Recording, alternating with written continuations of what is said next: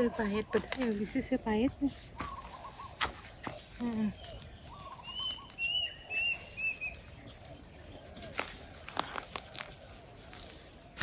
Oke teman-teman, selamat pagi bersama Sunyi Tambak Channel.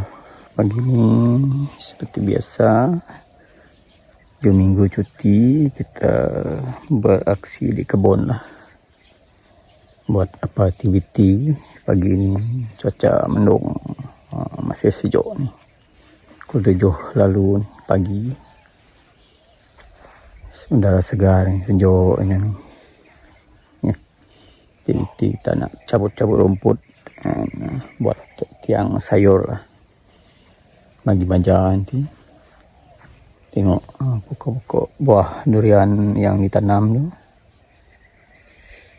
Mau dijenguk tiap minggu nih, dengan dibiarkan nanti serangga-serangga rosak mengganggu.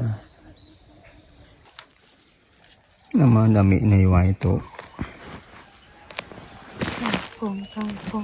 kangkongnya kayaknya rumput nih. Kangkong atau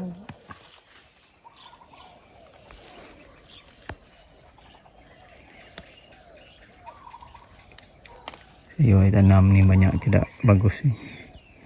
Nak makan serangga, nak tengok jagung pun kena makan ulat daun dia.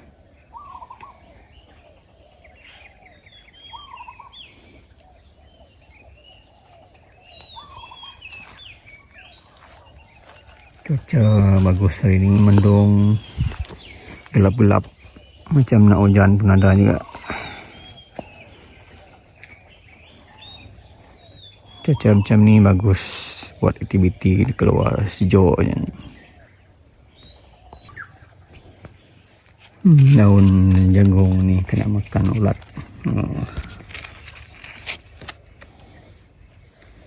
Sayang kan.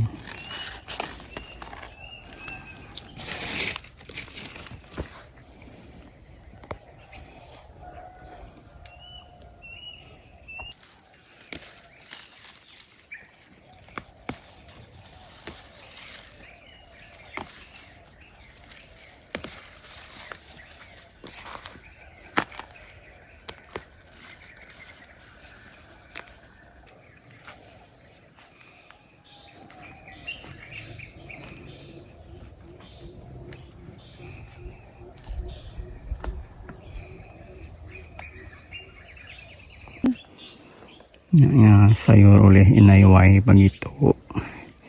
Sayur kangkung dengan sayur apa tu? bayam. Sayur bayam.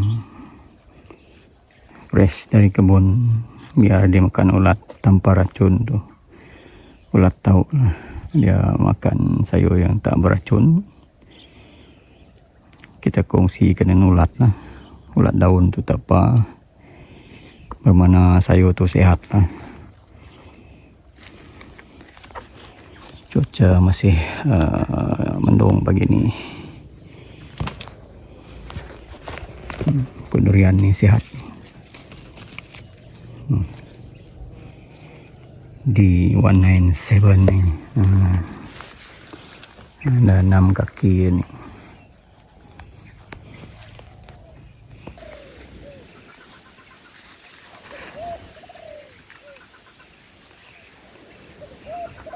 Naiwai benung agak langkau ni. Sayur periak baru tumbuh.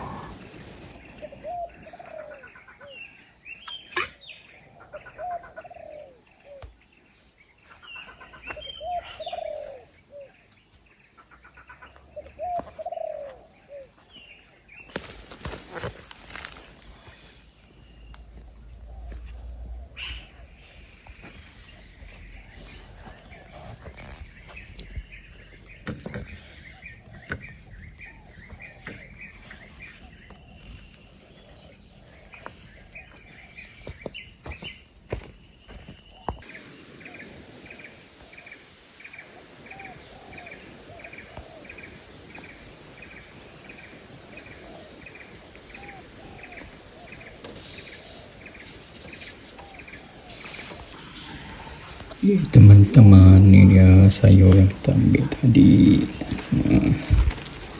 Hijau fresh. Jangan takut makan sayur yang daun ni makan ulat. Itulah bagus. Ulat pasti tahu daun mana yang ada racun, jadi dia akan makanlah daun yang sehat.